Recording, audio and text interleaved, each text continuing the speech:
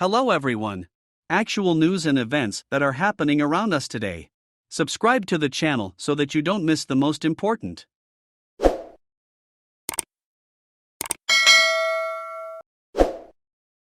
Russia has angrily rejected international calls for it to pay for war damage it has inflicted in Ukraine. It comes after the UN General Assembly passed a resolution saying Russia should face the consequences of its actions, including paying reparations. General Assembly resolutions carry symbolic weight, but do not have the power to enforce compliance. The Kremlin said it would work to stop the West seizing its international reserves to pay for reparations. Spokesperson Dmitry Peskov accused the West of attempting to formalize robbery and violate the rules of private property and international law.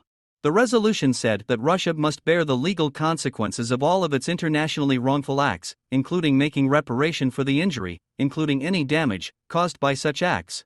It also recommends that member states, in collaboration with Ukraine, create an international register to record evidence and claims against Russia.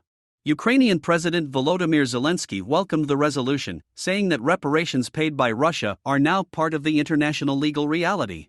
Ahead of the vote, Kyiv's UN ambassador Sergei Kislitsia told the assembly that Russia had targeted everything from factories to residential buildings and hospitals in the war. In addition to needing finance to rebuild infrastructure, he said that recovery will never be complete without a sense of justice for the victims of the Russian war, adding, "It is time to hold Russia accountable." Russian ambassador to the UN Vasily Nebenzia labeled the resolution legally null and void, and accused the West of trying to draw out and worsen the conflict. The resolution was supported by 94 out of 193 member states, while 14, including Russia, China, and Iran, voted against it. The remaining countries all abstained. By contrast, 143 member states voted in October to condemn Moscow's illegal annexation of parts of Ukraine. There have been previous examples of countries being ordered to pay reparations after conflicts. The most famous is the 269 billion marks that Germany was told to pay by the Allies after World War I, around $300 billion, £250 billion in today's money.